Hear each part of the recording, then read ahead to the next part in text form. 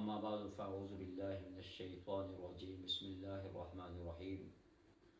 محترم سامعین ناظرین السلام علیکم ورحمۃ اللہ وبرکاتہ۔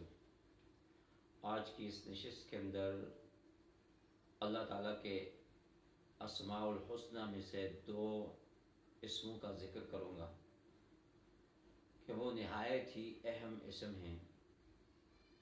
کہ جو شخص یہ چاہتا ہے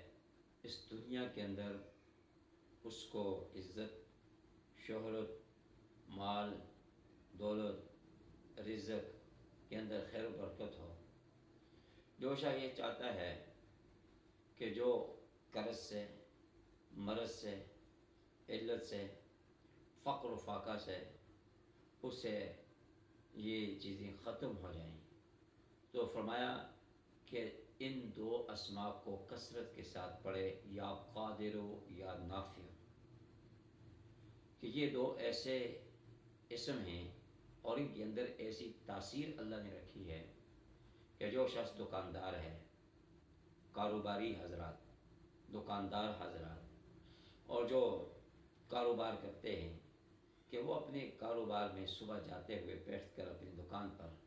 111 مرتبہ یا قادر و یا نافع پڑھ لیں،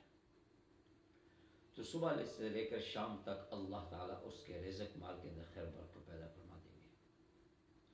اور ایسے غیب کے خزانوں سے اللہ تعالیٰ اس کی مدد اور نصرت فرمائیں گے،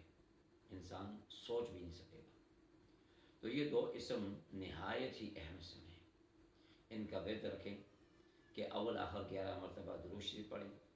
اور درمیان میں یہ دو لفظ یا قادر و یا نافع ہو، باوضو ہو کر پڑھیں تو زیادہ بہتر ہے۔ اگر وضو نہ ہو تو بغیر وضو کے بھی آپ پڑھ سکتے ہیں،